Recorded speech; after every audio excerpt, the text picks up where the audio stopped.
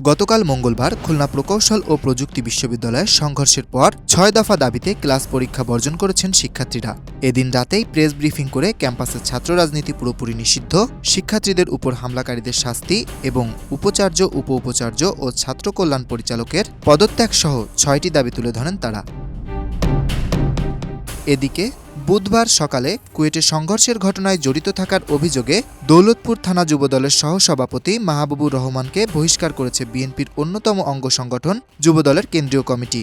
কেন্দ্রীয় যুবদলের দপ্তর সম্পাদক নুরুল ইসলাম সোহেল স্বাক্ষরিত এক বিজ্ঞপ্তিতে এ তথ্য জানানো হয়।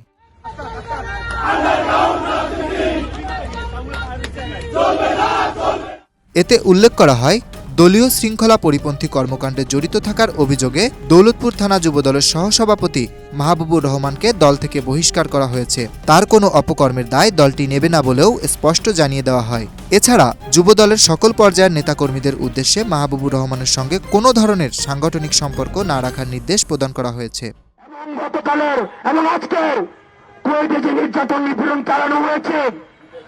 আমরা দেখেছি হামলায় হেলমেট বাহিনীর আগমন হয়েছে, রামদা বাহিনীর আগমন হয়েছে, তাদেরকে আবার জাতির সামনে প্রকাশ করা।